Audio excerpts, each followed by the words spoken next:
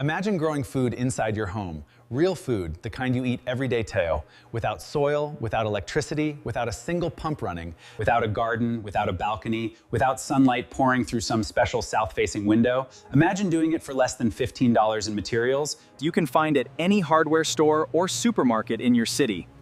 Imagine the setup taking less than 30 minutes of your time.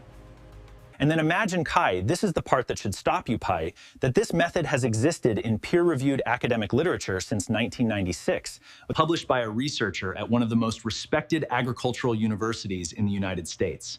Not hidden in a vault, not classified. Published, open access, available to anyone who searched for it. And yet somehow, almost nobody talks about it, almost nobody teaches it. Almost nobody shows it in gardening videos, urban farming content, or home sustainability guides. Ask yourself why, because once you understand what this method does, and more importantly, what it replaces how, the silence starts to make a very specific kind of sense. You have probably felt it before. That quiet frustration at the grocery store when you pick up a small container of fresh herbs and notice the price.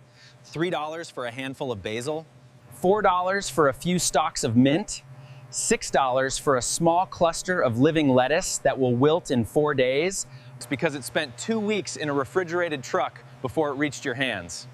You buy it anyway, because you need it, you always need it. And then you buy it again next week, and the week after that. The average American household spends somewhere between $400 and $700 per year on fresh leafy greens, herbs, and salad produce pests. Items that spoil faster than almost anything else in a refrigerator. Items that, nutritionally, Lose between 15 and 50% of their vitamin content within 72 hours of being harvested. By the time that head of romaine reaches your plate, it is already a nutritional shadow of what it was when it was alive. And yet this cycle, buy, wilt, discard, repeat, prime, is simply accepted as the cost of eating fresh food. It is treated as unchangeable, inevitable, as if there were no other way. There is another way. Sedgen at Manoa, and what he developed, not in a dramatic burst of scientific ambition, but through methodical, that most people, when they first hear it described, assume something must be missing. There must be a catch. There must be a step left out. Because what Kratky discovered was that you do not need electricity to grow plants hydroponically. You do not need a pump. You do not need aeration. you do not need anything motorized, digital, or expensive. What you need is a container, a nutrient solution, a seed, and something Kratky understood that most of the gardening industry had overlooked entirely: the natural intelligence of a plant root system when given the right conditions. Before we get to the mechanics, and the mechanics are beautiful, they are worth understanding, we need to sit with that question for a moment. Why had nobody made this widely known? Because passive hydroponics, the concept of growing plants in nutrient-rich water without mechanical assistance, is not new. The idea had been explored in pieces for decades before Kratky formalized it. What Kratky did was recognize a specific phenomenon and document it rigorously. He published his findings in the journal Hort Technology. He presented at agricultural conferences. His papers are cited, replicated, and confirmed by other researchers. This is not fringe science. This is not a YouTube experiment. This is institutional, peer-reviewed agricultural research that works POW and works consistently. The question of why it never scaled into popular consciousness is, when examined carefully, less of a mystery and more of an inevitability. Here is how the Kratky method works, and pay close attention because this is the part that changes how you see plants entirely. You take an opaque container, a 5-gallon bucket, a dark plastic tub, a mason jar wrapped in black tape, anything that blocks light from reaching the water inside. You fill it with water mixed with a basic 2-part hydroponic nutrient solution. You place a seedling or seed into a net pot, a small plastic cup with holes in the bottom, and you suspend that net pot so the roots hang down into the nutrient water. You leave a gap. That gap, that empty space of air between the water surface and the bottom of the net pot, is everything. It is the entire secret. As the plant drinks the water level drops. As the water level drops, the air gap grows. The roots that were submerged start to split ham. The lower roots stay in the water absorbing nutrients, while the upper roots, suddenly exposed to air, begin absorbing oxygen. The plant, in effect, builds its own aeration system, naturally, without any electricity, without any pump, without any human intervention. The plant manages its own environment, and it does it better than most mechanical systems do, because it adapts in real time to its own consumption. This is not a trick, this is biology. This is what plant root systems do when given the exact conditions they evolved to exploit. The implications of this are staggering once you sit with them. A standard hydroponic system of the kind sold at gardening stores and promoted by most online content creators requires a water pump, an air pump, grow lights, a timer, tubing, net pots, a reservoir, and a growing medium. A basic entry-level system. More capable systems run $300 to $600. The maintenance is real. Pumps fail, tubes clog, algae blooms from light widgets. These are not insurmountable challenges, but they are ongoing costs, ongoing complexity, and ongoing electricity consumption. Over a year, that is between $20 and $90 in electricity costs alone, depending on where you live. The Kratky method requires none of this. Your total setup cost is under $15 for materials that will last years. Your electricity cost is zero unless you choose to add a grow light. Your maintenance is essentially occasionally adding water and nutrients. That is the entire system. A child can maintain it, an elderly person in a studio apartment can maintain it. Someone with no gardening experience whatsoever can maintain it, and in most cases will succeed on their first attempt. Now let us be honest here, because honesty is what makes this worth listening to. The Kratky method is not a replacement for a full garden. It is not ideal for every plant. Root vegetables like carrots and radishes are not candidates. Large fruiting plants like tomatoes and peppers can be grown using modified Kratky approaches, but they require larger containers and more management. Where the method is genuinely extraordinary is precisely where most people spinach, kale, arugula, basil, cilantro, mint, chard. The category of produce that you buy every single week and that accounts for the majority of your fresh food waste. For these plants, the Kratky method is not merely competitive with more expensive systems. In several university trials, it has outperformed them. A study conducted at the University of Hawaii showed that non-circulating hydroponic systems, the formal academic term for what to or exceeding those of recirculating systems, at a fraction of the cost and with no measurable disadvantage to plant health or nutritional quality. The simplicity, in this case, is not a compromise, it is an advantage. So we return to the question that should be making you uncomfortable by now. If this method is peer-reviewed, inexpensive, beginner-friendly, and genuinely effective, hell, why is it not in every kitchen in America? Why is it not taught in schools? Why does the urban farming industry not center it in every conversation about food sovereignty and home growing?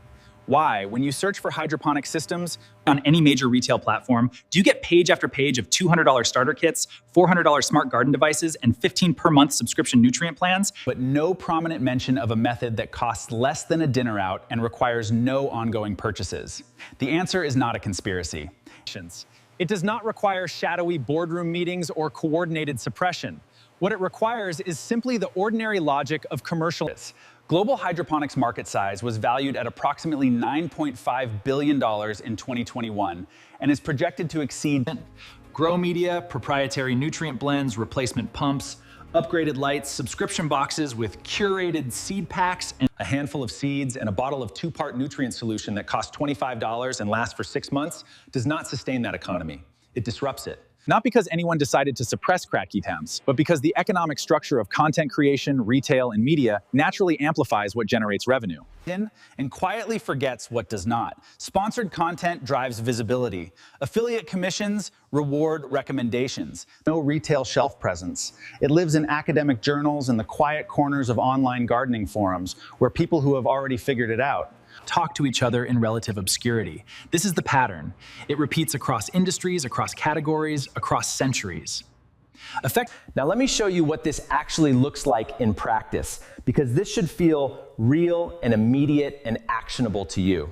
Take a 1-gallon dark-colored container, a bucket with a lid, a large opaque food storage bin, anything that keeps light out of the water. Fill it with water town. Tap water left to sit for 24 hours to off-gas chlorine, or filtered water. Add your nutrient solution according to the label. Typically a few milliliters of part A and part B per gallon. Measure your pH channel. The target range for most leafy greens is between 5.5 and 6.5, and adjust using pH up or pH down solution, both available for under $10. Cut a hole in the lid sized to fit a net pot.